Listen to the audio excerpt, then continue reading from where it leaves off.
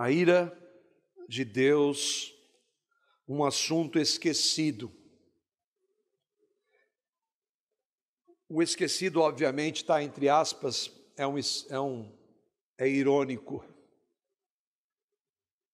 Ele é esquecido em muitos meios, lugares, muitas igrejas, mas como o Parolin trouxe aqui, e há inúmeros outros textos, não na palavra de Deus e não na verdadeira igreja. Nós temos reiterado algumas vezes que o Deus desse mundo, ele é um falso Deus.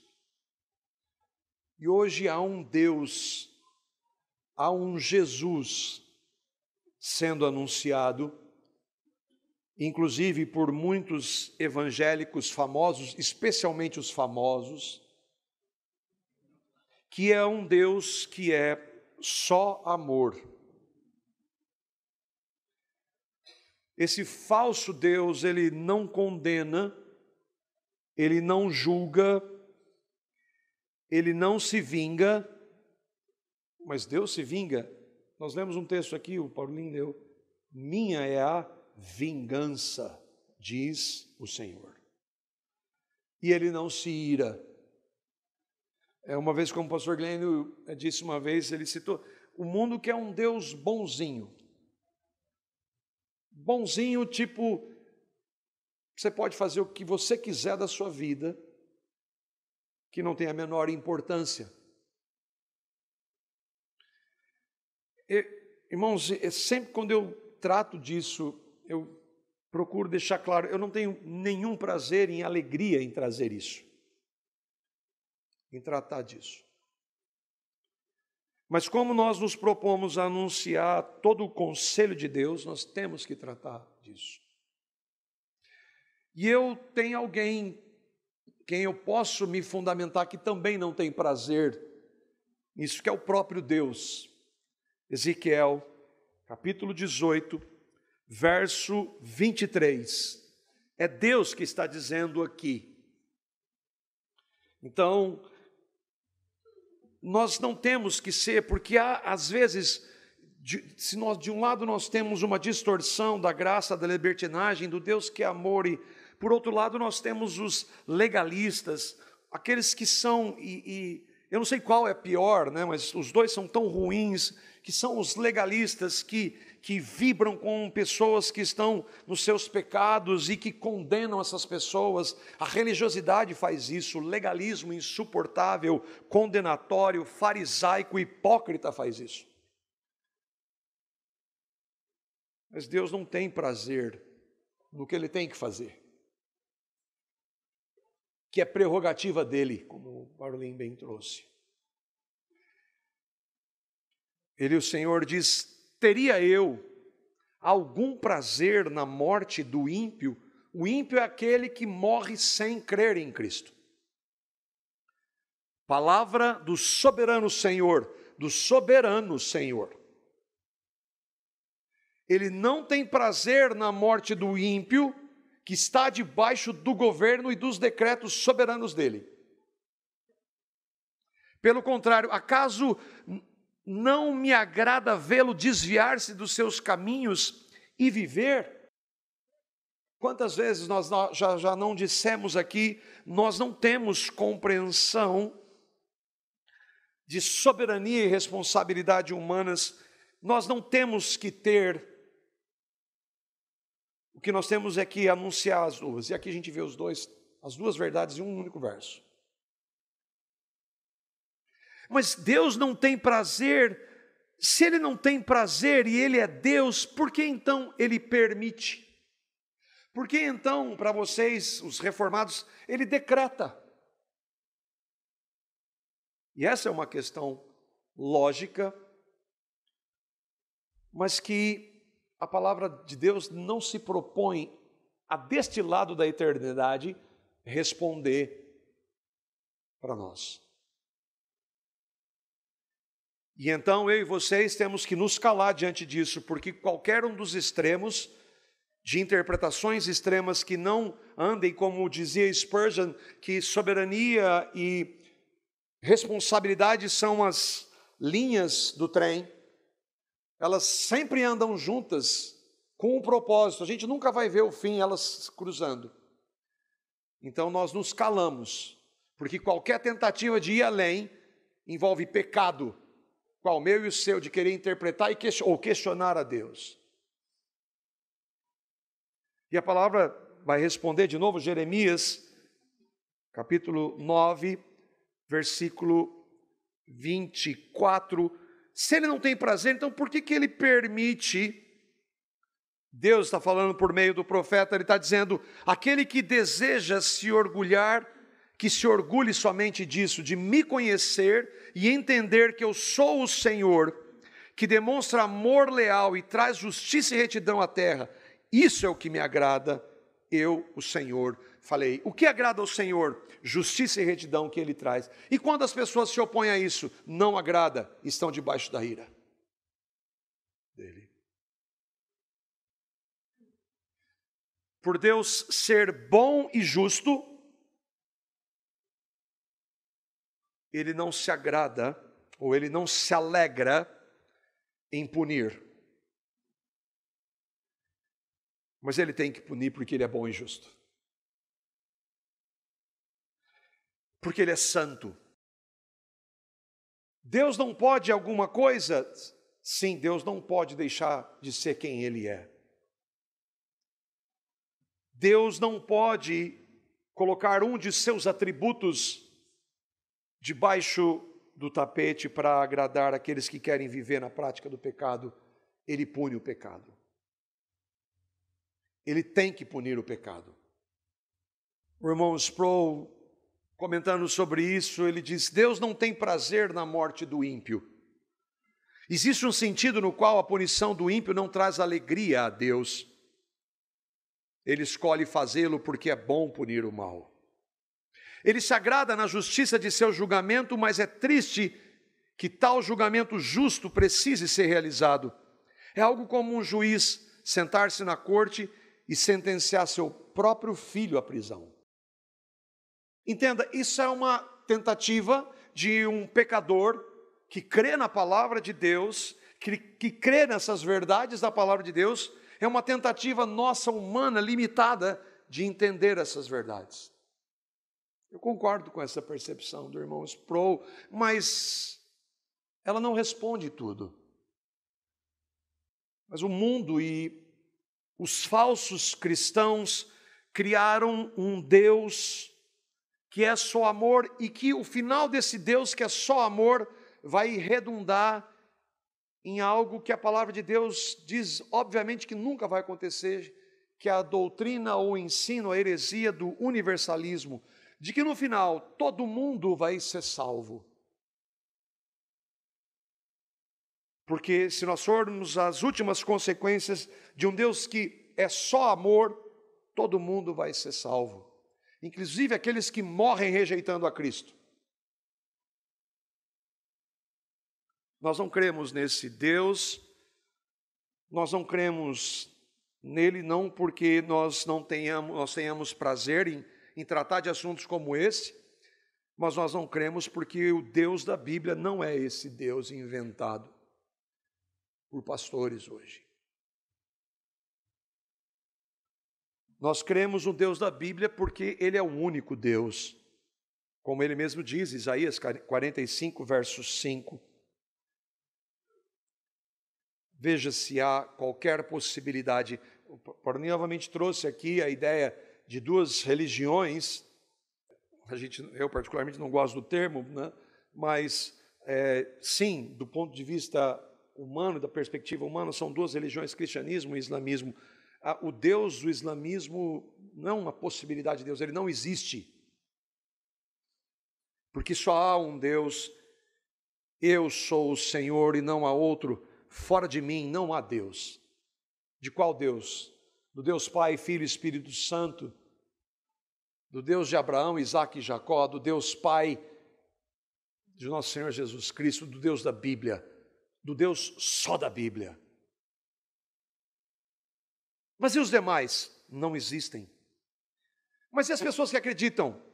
No que elas acreditam? Elas acreditam ou em invenções malignas, humanas, nós veremos algumas delas, ou elas creem no diabo travestido de luz, 2 Coríntios capítulo 11, 14, por exemplo, ou elas se dobram a demônios e não a Deus.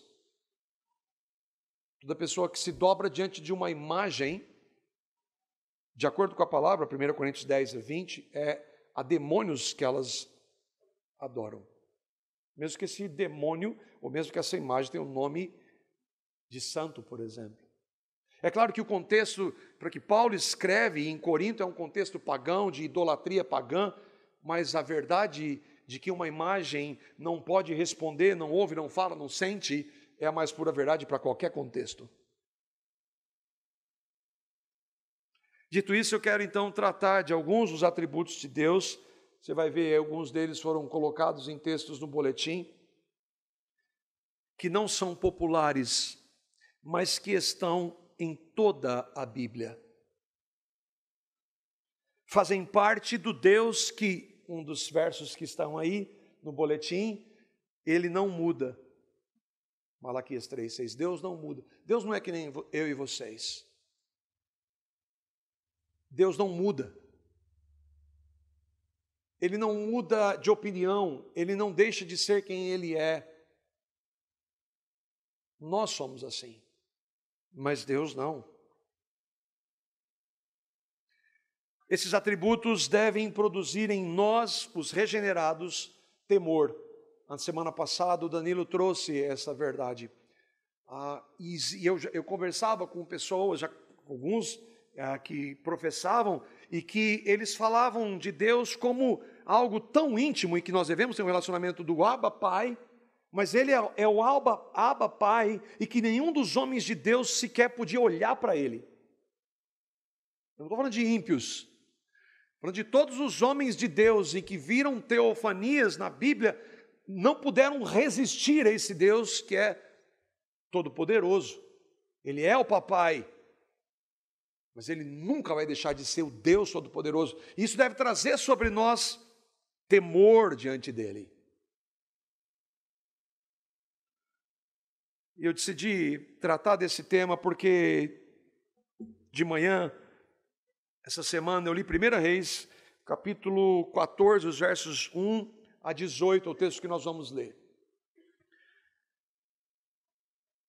Não nos esqueçamos, tudo que foi escrito para o nosso ensino foi escrito.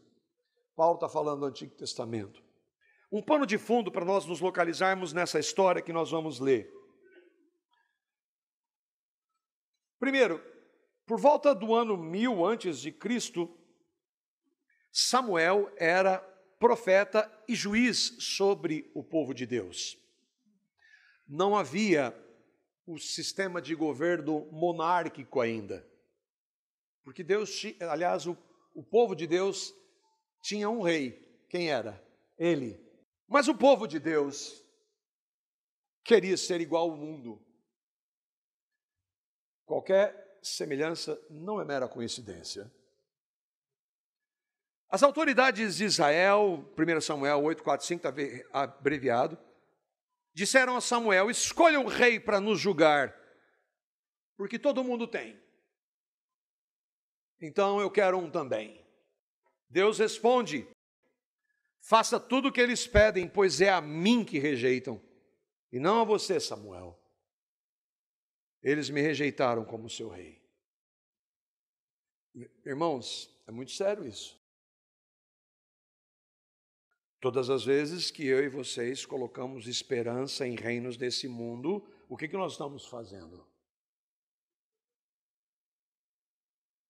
Todas as vezes que eu e vocês botamos a esperança em homens, e olha que eles tinham um homem de Deus, e quando a gente coloca em esperança em homens ímpios?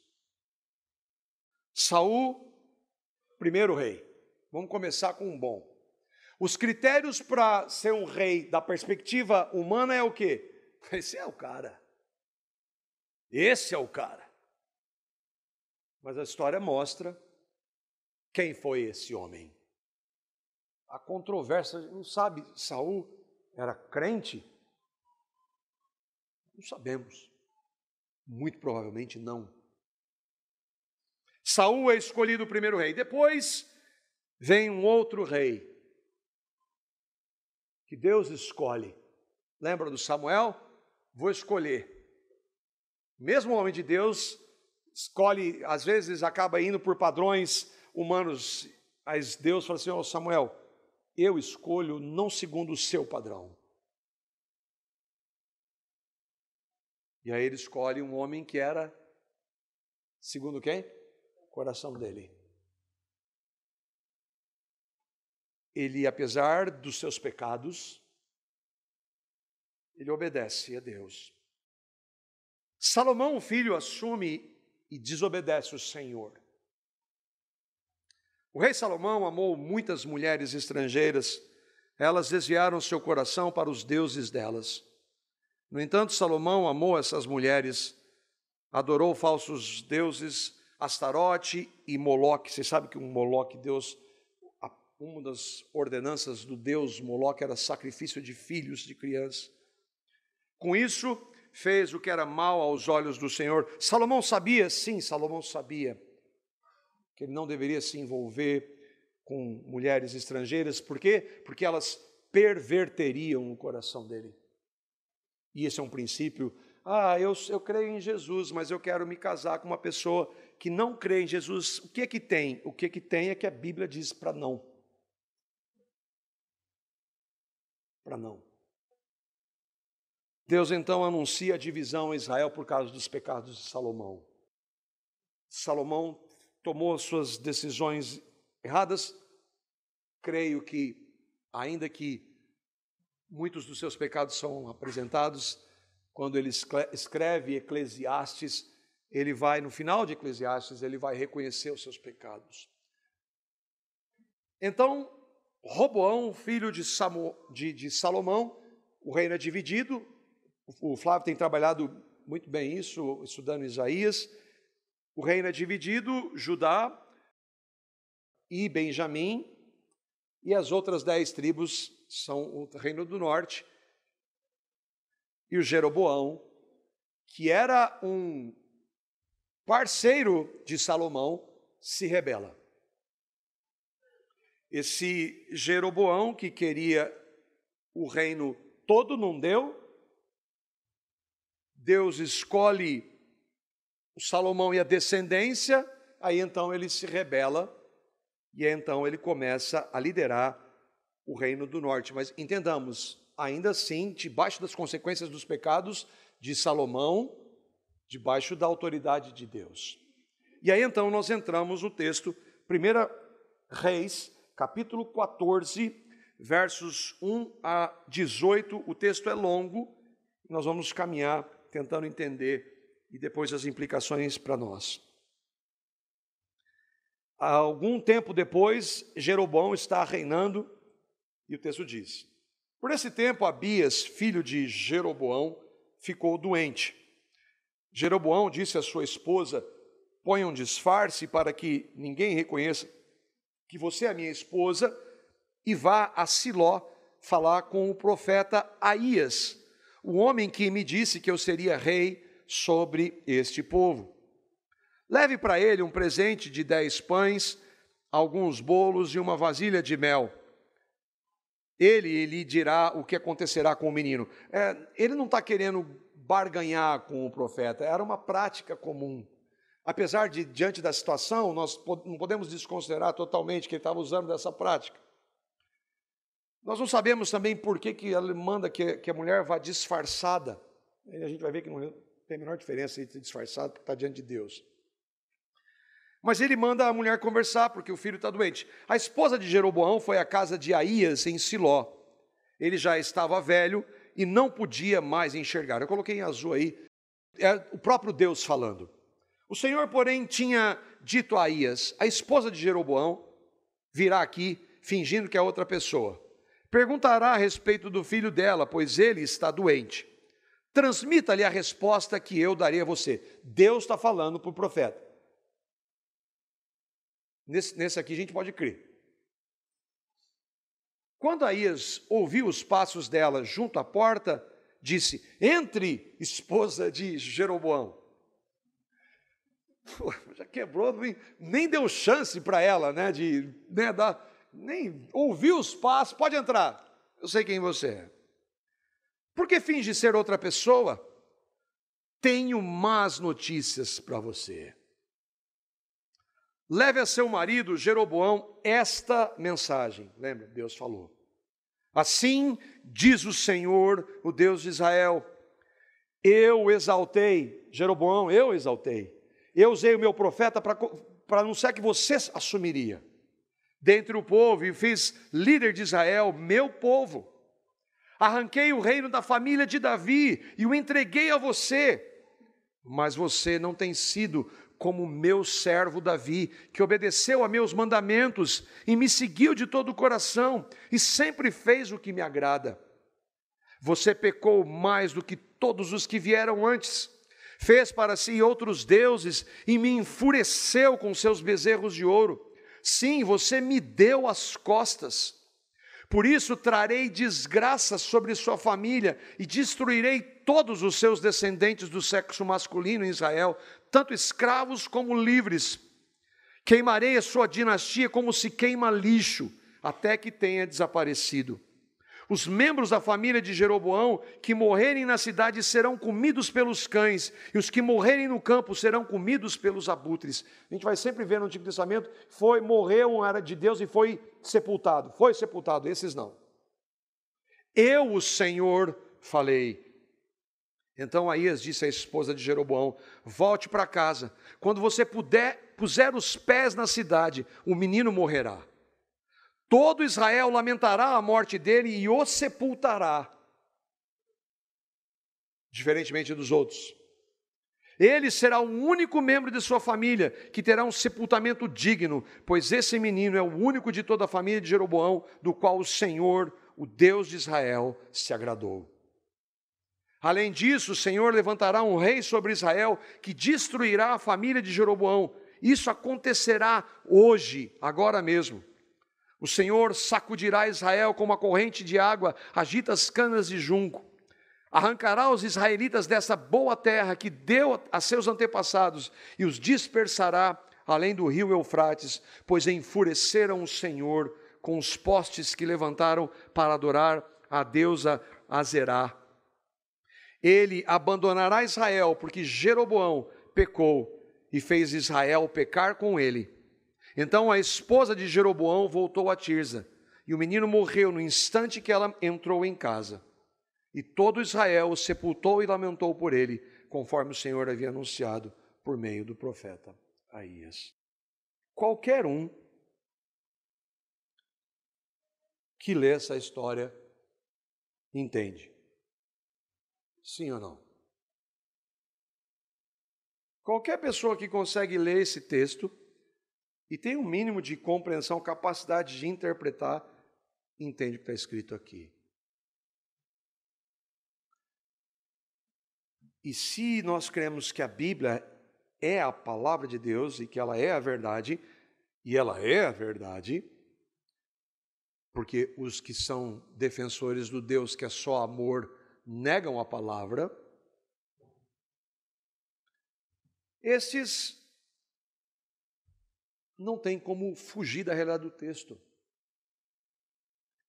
Ou você lê o texto e vai meditar sobre a realidade dele, ou você vai ler e vai passar e deixa para lá e vamos ler outras coisas. Mas não são poucos os pastores que jamais tratam de textos como esses e vários, com V maiúsculo, vários outros que mostram de maneira totalmente clara o Deus da ira. E aqui, irmãos, o ponto é o seguinte: Deus não está tratando com ímpios, Ele está tratando com o povo dele. Ele está tratando com a igreja do Antigo Testamento.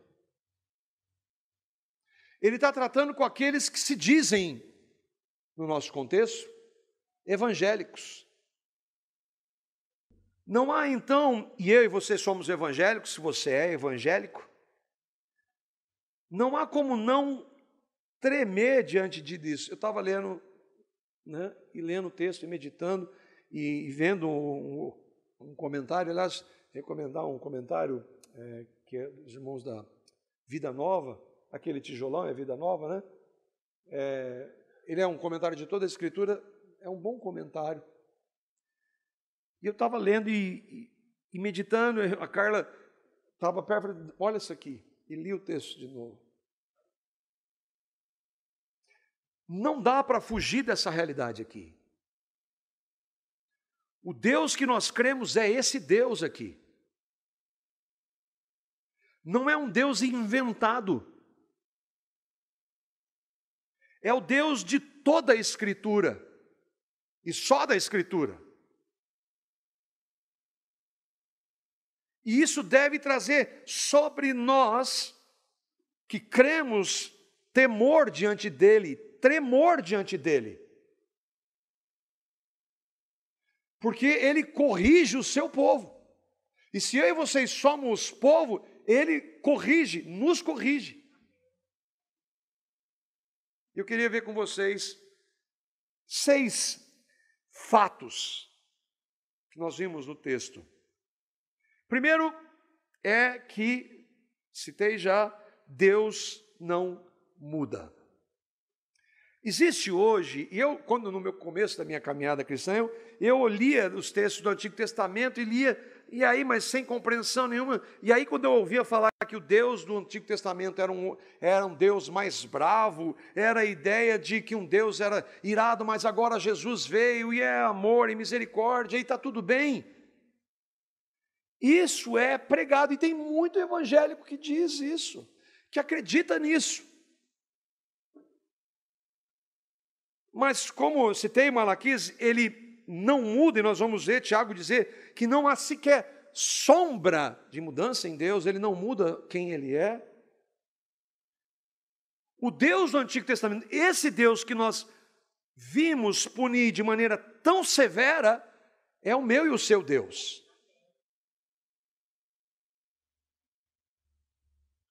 Isso era no Antigo Testamento.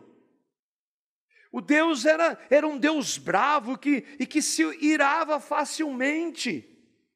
Mas depois do Novo Testamento, com Jesus, tudo mudou.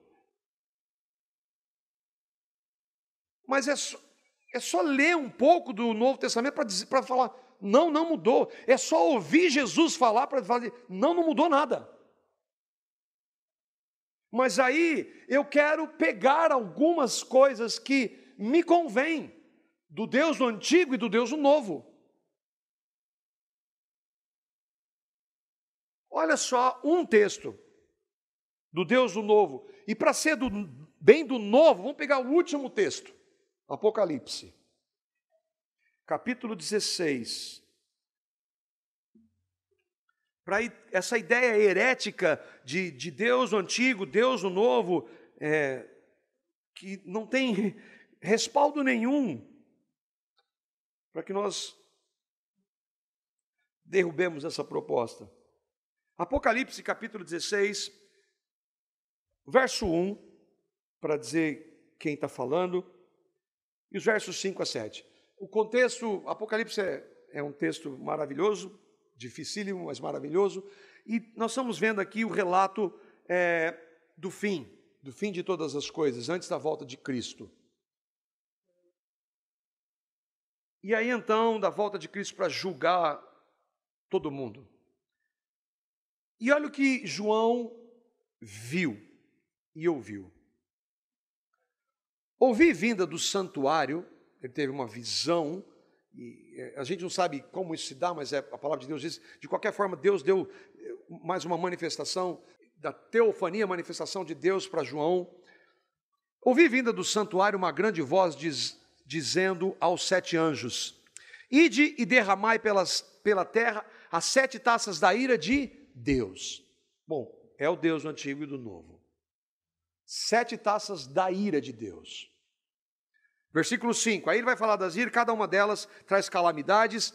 Então ouvi o anjo das águas dizendo, Depois de ele está demonstrando a sua ira, eu ouvi o anjo das águas dizendo para Deus: tu és justo, tu que eras e que és e que eras o santo, pois julgaste essas coisas. Porquanto derramaram sangue de santos e de profetas, também sangue lhes tem dado a beber. São dignos disso. Ouvi do altar que se dizia: certamente, ó Senhor Deus Todo-Poderoso, verdadeiros e justos são os teus juízos. O que nós vimos lá, Deus fazendo sobre Jeroboão? Juízo. O que nós estamos vendo aqui, no fim de todas as coisas? Juízo de Deus. Tiago, um texto que nós conhecemos, Tiago capítulo 1, versículo 17,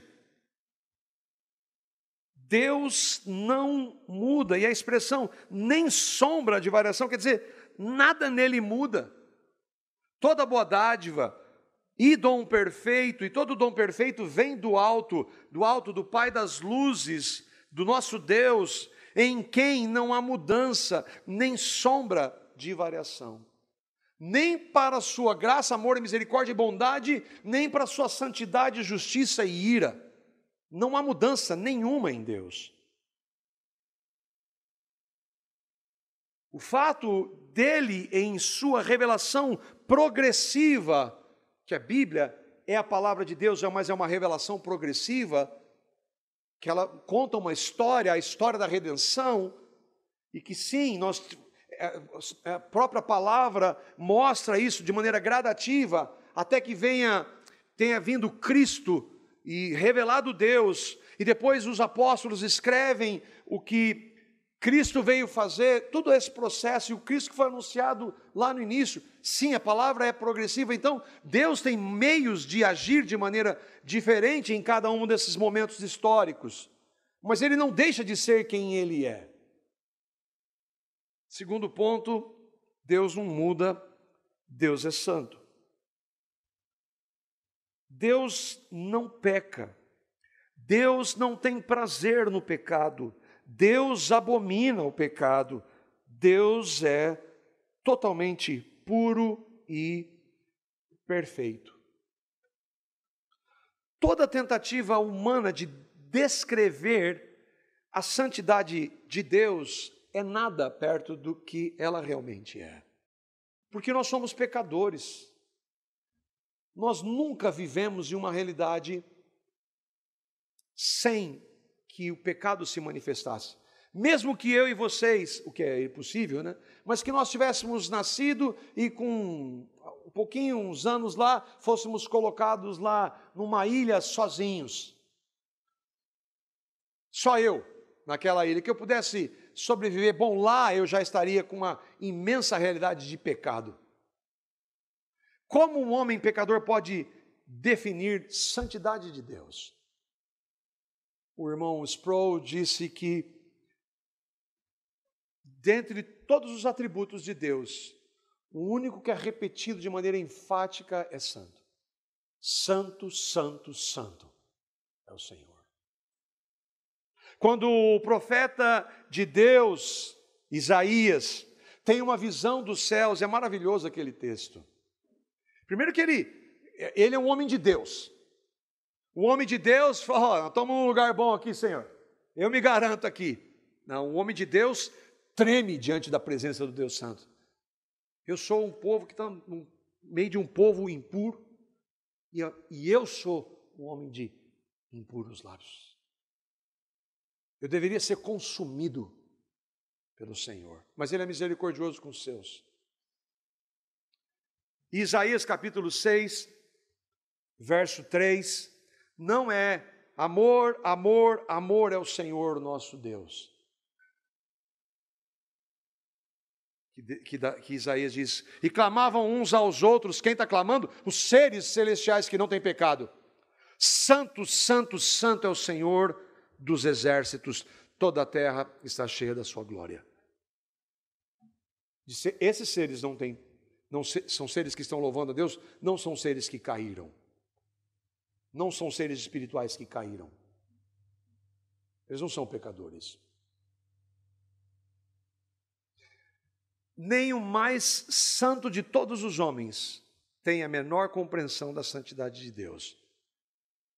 Mas a Bíblia é clara, é enfática em dizer que Ele é totalmente santo. Ele nunca vai deixar de ser santo. Ele nunca vai deixar de abominar o pecado porque Ele é santo. E Ele nunca vai deixar de punir o pecado porque Ele é santo.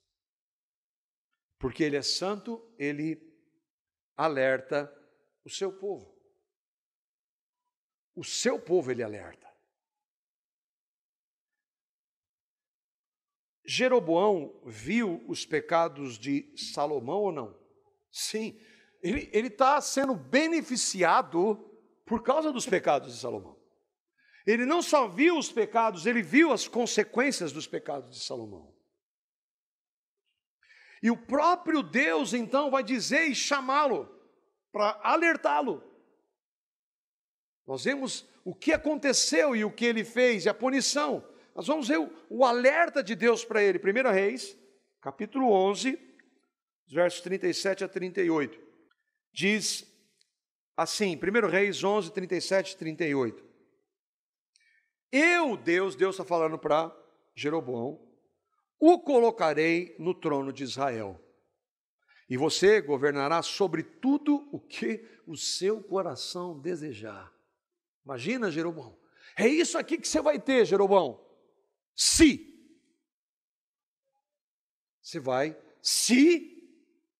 der ouvidos ao que eu digo, seguir meus caminhos e fizer o que me agrada, e se obedecer os meus estatutos e mandamentos, como fez meu servo Davi, sempre estarei com você. A punição não veio do nada. Deus alertou Jeroboão, não faça isso. Bom, nós vimos a história. E aqui a gente já tem uma aplicação. Deus, por amor, exorta os seus. Se eu e vocês cremos no Evangelho, nós temos Deus nos exortando a toda hora. Como assim? Pelo Espírito Santo que habita nos seus. Nós temos o nosso Espírito que testifica com o Senhor que nós somos filhos dele. O Espírito Santo nos dirige. O Espírito Santo nos mostra em sua palavra, e quando nós somos tentados, ele nos mostra, não faça isso. Ele diz, não faça isso. Mas infelizmente, nós fazemos. E infelizmente nós pecamos. Jeroboão, eu e vocês, no caso de Jeroboão, nós temos o próprio Deus falando para ele. Mas para nós, se eu e você cremos, sabemos o que Deus ordena, nós ouvimos os seus alertas na sua palavra. Deus não precisa mandar algo para mostrar que Ele é Deus. Ele o faz porque Ele nos ama. Ele faz porque a sua palavra é o melhor para nós. Porque o mandamento dele é o quê? Santo, justo e bom. Porque é o melhor para nós. Não é para mostrar que Ele é Deus. E quando você vê homens que se dizem pastores, negando o que Deus manda, se tem uma coisa que esses homens que falam tanto do amor não estão fazendo, isso me deixa indignado, eles não estão amando. O Deus que ama diz, não faça isso.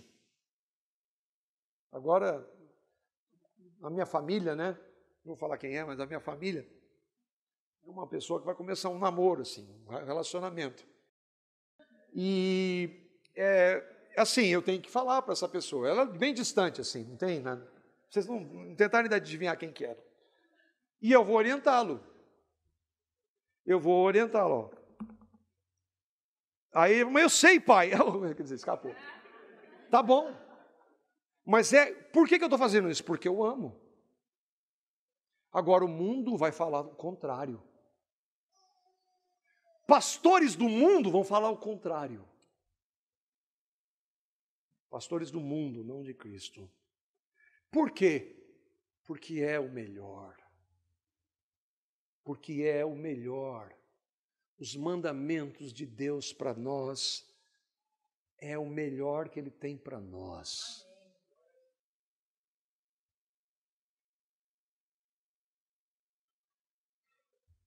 Eu e vocês sabemos disso, se cremos no Senhor. Deus tudo vê. É a frase do status lá do Hélio. Deus tudo vê. Isso não é força de expressão. Se nós tivéssemos a compreensão disso a cada momento que nós vivemos, a cada hora que eu e vocês vivemos, nós tremeríamos. Tremeríamos diante do nosso Deus. Mas nós nos esquecemos dessa verdade quantas e quantas vezes. Mas o fato de nós nos esquecermos não significa que Deus tudo vê. Vimos lá Jeroboão tentando fazer a sua mulher mentir. Ele tinha ouvido de um profeta falando em nome de Deus, e quando o profeta em nome de Deus fala, o profeta de verdade, ele acerta. Esse é um excelente parâmetro para você, falso profeta. Quando você ouvir algum profeta dizer vai acontecer e não acontecer, esse é falso profeta. Existem outros, mas esse é básico. Só que esse aí, a maioria das pessoas continua seguindo falso profeta mesmo assim. Jeroboão ouviu de um profeta quem ele seria, ele aconteceu. Mas aí ele manda a mulher mentir para o profeta de Deus. Ele sabia que estava em pecado. Ele sabia que Deus sabia. Ainda assim, ele quer enganar a Deus. Outra aplicação para nós. Nós sabemos que Deus vê todas as coisas. Por mais que você... quando a gente esquece disso, é que nem um ateu. O ateu professa. O ateu diz que Deus não existe. Ele sabe que existe, mas ele mente para ele mesmo. Então, às vezes, nós agimos assim. Não, Deus não viu, Deus não vai ver. Nós não dizemos isso. Mas quando nós estamos no pecado, cometendo pecado, a gente está agindo assim. Ninguém o engana, ninguém se esconde dele. Deus pode até não mostrar para todos os seus profetas, como ele fez para o profeta Aías. Ele pode até não revelar para um profeta. Mas não importa, se você sabe que ele está vendo tudo. Eu e vocês. Daí, Deus, em sua ira, pune o pecado. Nós também sabemos isso, Gálatas capítulo 6, verso 7. Paulo está falando para a igreja, tá? Para cristãos aqui. É claro que essa verdade se aplica a toda a humanidade, mas ele está falando para cristãos. Gálatas 6, 7, na NVT, novamente. Não se deixem enganar, ninguém pode zombar de Deus. A pessoa sempre colherá aquilo que semear. O que ele está falando? O zombar é falando de pecar contra Deus. É claro, muitas vezes, eu diria a maioria, nós tentarmos identificar, e nem é papel nosso ficar tentando identificar, puxa, eu estou sofrendo isso por causa daquilo. Às vezes Deus, o próprio Deus vai nos mostrar. Mas em boa parte das ocasiões isso não vai acontecer. Nós sabemos as consequências do pecado de Jeroboão porque a Bíblia diz. Mas o fato é que Deus tem que punir todos os pecados. Sim, para aqueles que creram no Evangelho, todos eles foram punidos na cruz. Se você e eu cremos no Evangelho, todos os nossos pecados foram punidos na cruz. E não dá para, diante de uma situação tão difícil e dura e verdadeira desse Deus que é ira, não dá para a gente deixar de falar que Ele também é misericordioso, gracioso, amoroso. No domingo, no dia 6, eu fui ver de novo, dia 6 de novembro, o tema é arrependimento, a maior evidência da regeneração. E o texto que eu expus lá é de Samuel, 2 Samuel capítulo 12. 2 Samuel capítulo 12 narra o quê? O pecado de Davi. O pecado de Davi com Betseba e com Urias.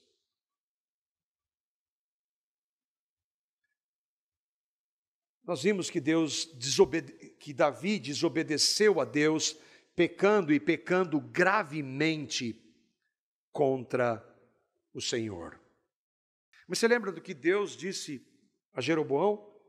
Refrescando a nossa memória, 1 Reis 14:8. Você não tem sido, Jeroboão, como meu servo Davi, que obedeceu os meus mandamentos, me seguiu de todo o coração e sempre fez o que me agrada. O senhor tem certeza, senhor? É de Davi mesmo? É o Davi que a gente conhece? Como assim? Como Deus disse que Davi obedeceu aos seus mandamentos e o seguiu de todo o coração e sempre fez o que agradava a Deus? Afinal, tanto Jeroboão como Davi conheciam os 10 mandamentos. Jeroboão foi o quê? Um idólatra. Êxodo capítulo 20, versos 3 a 5, diz que é pecado. Mas Davi sabia que adultério também é pecado. Êxodo capítulo 20, verso 14. Não adorar a outro Deus e não adulterar é pecado tão grave quanto. Então como é que Davi obedeceu? Davi era do povo de Deus, como Jeroboão. Davi nasceu em pecado, como Jeroboão. Davi era tão pecador quanto Jeroboão. Irmãos, eu estou inventando alguma coisa aqui? Eu estou mostrando a palavra. Você já viu a relação dos 10 mandamentos? Ambos estavam, portanto, ambos em seu pecado estavam debaixo da ira de Deus. Aliás, todo ser humano nasce em pecado, todo ser humano desobedece os mandamentos de Deus, todo ser humano desobedece gravemente os mandamentos de Deus. Todo ser humano. Pode até estar no meio do povo de Deus, era o caso deles, não era? Mas está debaixo da ira de Deus. E agora? A Bíblia não diz que Jeroboão se arrependeu, mas diz com todas as letras, para todo mundo ver, que Davi se arrependeu. Davi não era um homem segundo o coração de Deus, porque ele sempre obedeceu a Deus. Davi se arrependeu de seus pecados. Teve plena consciência de todas as consequências, nós vimos, que ele colheu por causa dos seus pecados. E sofreu, nós vimos, todas as consequências por causa do seu pecado. Mas por ter se arrependido, Deus o perdoou de todos eles. E ele se arrependeu porque ele viu Cristo. Como viu Cristo? Eu coloquei entre aspas aqui na minha anotação. Ele viu porque ele profetizou sobre Cristo. A esperança dele não estava na lei, na obediência dele, o fato dele ser rei, o fato dele ser escolhido, o fato dele ter matado o leão, matado o urso, derrubado o gigante, nada disso. Às vezes eu também me preocupo que o meu Davi, que aliás, quem quiser dar parabéns para ele, está fazendo 5 anos hoje. O meu Davi gosta da historinha de Davi e Golias. Eu sei quando ele vai ver lá, ele gosta de ver o Davi derrubando Golias. Não é isso.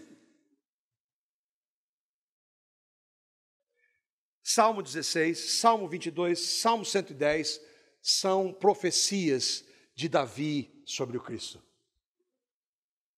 Ele sabia que precisava de alguém que o salvaria. Ele sabia que os sacrifícios apontavam para Cristo. Atos capítulo 2, versos 29 a 35, vai mostrar isso. Que ele estava falando do Cristo. Só havia uma pessoa que poderia salvar Jeroboão. Só havia uma pessoa que poderia salvar Davi. Uma pessoa que pode salvar eu e você dos nossos pecados. É Cristo. É o Evangelho. Por isso que o centro da palavra é o Evangelho. Por isso que nós não podemos deixar de anunciar todo momento o Evangelho, Cristo. Porque o nosso estado é o estado de Jeroboão. O nosso estado é o estado de Pedro. Isso não é um discurso, uma falsa humildade, não. É a mais pura realidade que eu e vocês somos sem Cristo. Mas mesmo quando nós pecamos, como Davi e como Pedro, que eram do Senhor, há perdão, há graça e misericórdia. Mas é necessário, primeiramente, crer no Evangelho, como Davi creu, como Pedro creu. Você crê no Evangelho. A palavra de Deus diz que nós nascemos em pecado, por isso que nós somos muito pecadores. Por isso que nós estamos separados de Deus, e por isso então que nós vimos, nós estamos debaixo da ira santa e justa de Deus. Mas Deus amou pecadores, que deu o seu Filho. Deus nunca abriu mão da obrigatoriedade do cumprimento de toda a lei dele, nunca abriu mão. Porque se ele abrisse mão, ele não seria Deus. Mas como vou fazer? Porque não tem como o homem obedecer, ninguém obedece nunca. Eu vou e obedeço na pessoa do meu Filho. Deus em Cristo cumpriu toda a lei.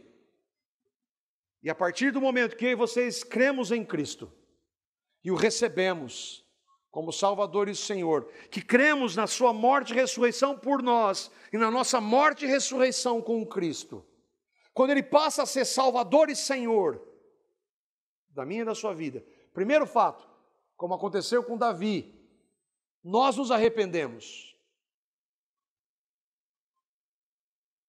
O segundo fato é que se nós pecarmos, Ele nos perdoa. Em Cristo há misericórdia, graça e amor, sim. Mas isso é só para aqueles que creem em Cristo. Nós, infelizmente, ainda cometemos pecados nessa realidade. O Alexandre tratou domingo passado. Nós não vivemos mais na prática do pecado.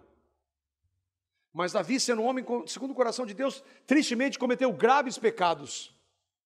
Mas foi perdoado por causa de Cristo. Como é que está você? Você creu em Cristo? Sim, nós devemos tremer diante do nosso Deus. Mas nós não precisamos ter medo dele mais por causa de Cristo.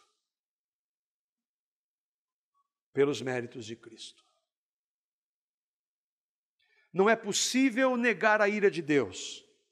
Toda a Bíblia ensina claramente a respeito dela. E eu e você, por sermos pecadores, nascemos debaixo da ira. Deus vai punir pecadores, porque Ele é santo em sua ira.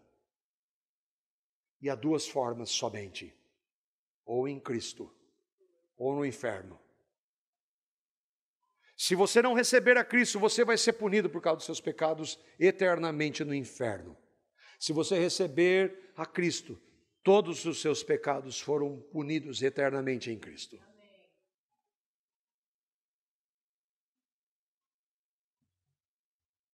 Vamos ouvir Jesus, o último texto. João capítulo 3, verso 36.